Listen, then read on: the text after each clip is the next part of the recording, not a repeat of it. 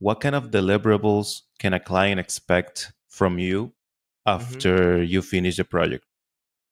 So it really varies on the package. So I have 3 packages on my site. I have the logo package, which is what comes with that is the logo design, and then also any variation, so different lockups. So if you've got like a vertically stacked or horizontally stacked or whatever versions there are, you get as many as I come up with. You get all of those. You also get a usage guide, a 1-pager usage guide. So that is just telling you things like exclusion zones or like safety areas or padding to make sure there's no other graphic elements that interrupt the logo. A brief amount of colors, some typography, like logo do's and don'ts. That's really important because even though you've shown a logo in a certain way, they might be like, oh no, but I like it in red. Like, no. Anyway, basically, the story is don't just touch the stretch logo. it a little bit to the north. Yeah, I want it to be 3D and then like rotate it. So, no, we can't do any of that. You need to make it very clear in the usage guide what you're allowed to do and what you're not allowed to do. And basically, the summary is don't fuck with it. Yeah.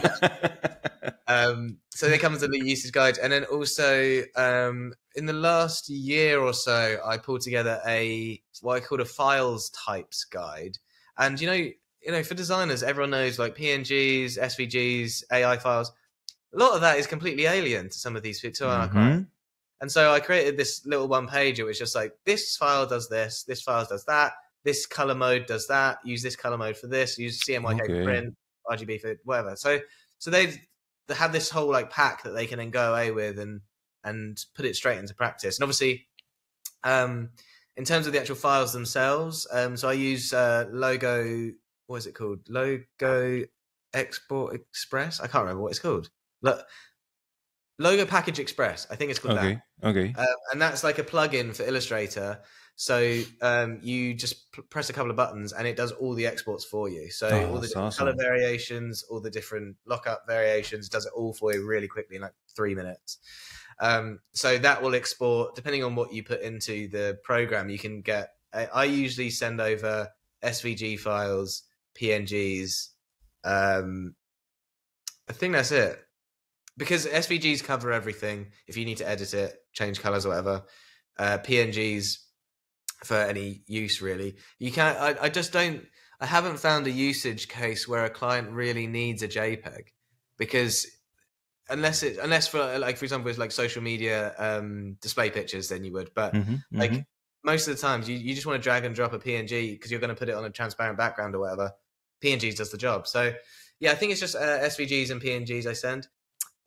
So that's the logo package. And then I have my logo and brand identity package. So that comes with all of the stuff I've already mentioned, along with a set of brand guidelines, which is usually about 30 pages, but it depends on the specific client, what they need, if they need like further detail on social or print or whatever.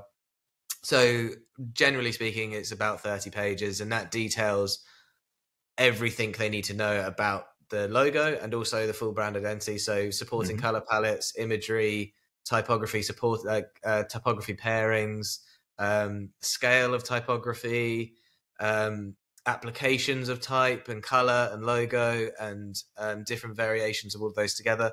So that is a super thorough document which they can just pass over to any designer, any other person in the business, and they'll know how to pull together anything for their brand. And then after that, I have my bespoke package, which is basically anything you want. Like that can be, signage, website design, social media, t-shirt design, apparel. It can be anything really, within reason, as long as I can do it. I'm not going to although sometimes, saying that, it's a good point for any designers listening. If you don't have a skill or have no interest in gaining that skill, like for me, animation, I don't enjoy animation. I'm rubbish at it, but I know really talented animators, and so I still offer that as a service. But I'll just work with my friends to do it. And it will still come under the umbrella of my project, but they'll get paid what they need to get paid, and the client still get their work. So you can kind of like white label your work across other designers, and you become a sort of weird pseudo agency. Yeah. Working with different designers. But so yeah, there are things that I offer that I don't actually do. I'll just get some other people to do it for me. ¿Qué está pasando, mi gente? Si les gustó este video, pueden ver la entrevista completa aquí. Y no olviden suscribirse.